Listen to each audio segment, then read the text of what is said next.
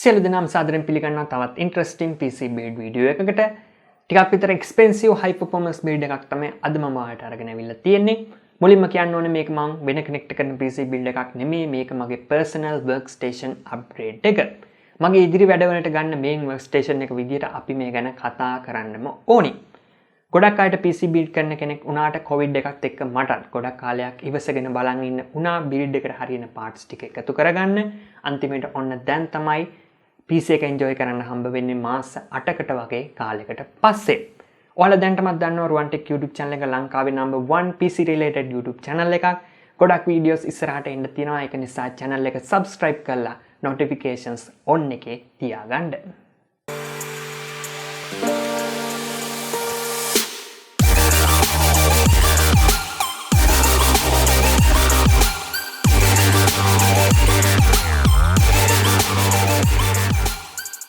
මේක ටිකක් වෙනස් Asus ROG සහ Corsair mix brand build එකක්. අනවශ්‍ය වියදම් අඩු කරගෙන උපරිම performance එක simple RGB theme එකක් target කරලා තමයි budget එකට ගැලපෙන parts ටික select කරගෙන තියෙන්නේ. අපි දැන් බලමු මොනවාද මේකට අරන් තියෙන ඒ දේවල් කියලා. content creator කෙනෙක් විදියට AMD CPU එකකට යන්න හිතුවා. 8 cores 16 threads Ryzen 7 5800X processor එක තෝරගෙන තියෙනවා. ගේමර්ස්ලට වගේම ප්‍රොෆෙෂනල් වැඩවලටත් හොඳට ගැලපෙන බැලන්ස් Ryzen processor එකක් විදිහට 5800X එක හඳුන්වන්න පුළුවන්. CPU cool එක විදිහට theme එකට ගැලපෙන්නත් 1 මිලියන් තරමක් අඩු Corsair H100i RGB Platinum liquid CPU cool එක තෝරගත්තා. මොකද මේකේ pump head design එකට මම ගොඩක් කැමති හින්දා. මේ දේවල් එක්ක motherboard එක විදිහට Asus ROG Strix B550F gaming Wi-Fi board එක තෝරගන්නවා. inbuilt Wi-Fi 6, Bluetooth 5.1, PCI Gen 4 වගේ latest features හැම දෙයක්ම මේ motherboard එකේ තියෙන හින්දා. මේ system එකට මම total 32GB CL16 3200 MHz රන් වෙන විදිහට G-Skill Trident Z RAM kit දෙකක් use කරනවා. මේ වෙනකොට වගේ මේ ඉස්සරහටත් 32GB ප්‍රමාණවත් හින්දා lighting ගැනත් හිතලා RAM slot 4ම fill කරගන්නවා. මේ දවස්වල අපිට හොයාගන්න අමාරුම සහ එක්ස්පෙන්සිව්ම component එක තමයි graphics card. මගේ budget එකත් එක්ක මේ build එකට යන්න පුළුවන් වුණු maximum series එක තමයි RTX 3070. ඒක හින්දා Asus ROG Strix OC edition එකෙන් graphics card එක තෝරගත්තා. මේකත් එක්ක අපිට ඕනම graphics intensive වැඩක් හිතේ හැටියට කරගන්න පුළුවන්. graphics card එකට Asus recommend කරන්නේ 750W power supply එකක් හින්දා ROG Strix series එකේම 750W gaming power supply එක මම මේ build එකට තෝරගත්තා. හොඳ build quality එකක් තියෙන 80+ gold certified full modular power supply design එකේ cosmetics පවා අපිට කැමති විදිහට customize කරගන්න පුළුවන්. ඒ වගේම තමයි මේ system එකේ parts ටික power outage වලින් බේරගන්න ProLink 1.2 kVA UPS එකකුත් ගන්න අමතක කරේ නැහැ. Storage setup එක ගැන කිව්වොත් boot drive එක විදිහට Samsung 980 Pro 1TB PCI Gen 4 NVMe SSD එකක් තෝරගත්තා. ඒ වගේම secondary SSD drive එක විදිහට Sabran Rocket 1TB PCI Gen 4 NVMe SSD එකක් සහ අමතරව WD Blue 6TB hard drives දෙකකුත් තෝරගෙන තියෙනවා. එතකොට මේ system එකේ සම්පූර්ණ storage capacity එක TB 14ක්. secondary SSD එක PCI Gen 3 speeds වලින් තමයි B550 motherboard එකක වැඩ කරන්නේ. හැබැයි ලොකු price difference එකක් නැති හින්දා එකපාරම Gen 4 drive එකකට යන එක හොඳයි කියලා හිතුණා. මේ build එකට මම අලුතින් chassis එකක් මිලදී ගත්තේ නැහැ. දැන්ට මගේ ළඟ තියෙන Corsair 460X RGB compact case එක තමයි මේ build එකට මම use කරන්නේ. build එකට අවශ්‍ය හැම feature එකක් එක්කම tempered glass design එක, clean appearance එක සහ මේකත් එක්ක අපිට SP120 RGB fans තුනකුත් හම්බ වෙනවා. ඊට අමතරව මම තව එක RGB fan එකක් සහ Corsair Lightning Node Pro control එකක් use කරනවා. fans සහ LED strips IQ software එක හරහා customize කරගන්න. ඉතින් මේව තමයි build එකේ parts විදිහට තෝරගෙන තියෙන්නේ. එහෙනම් අපි දැන් යමු assembling එකට.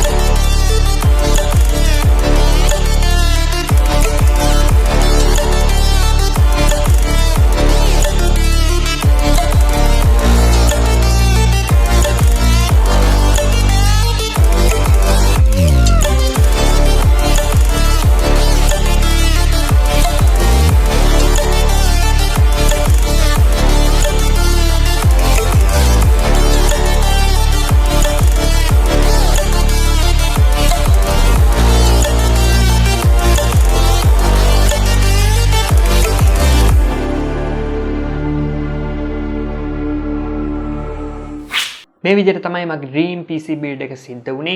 තවත් ගොඩක් දේවල් තියෙනවා මේක ගැන කතා කරන්න.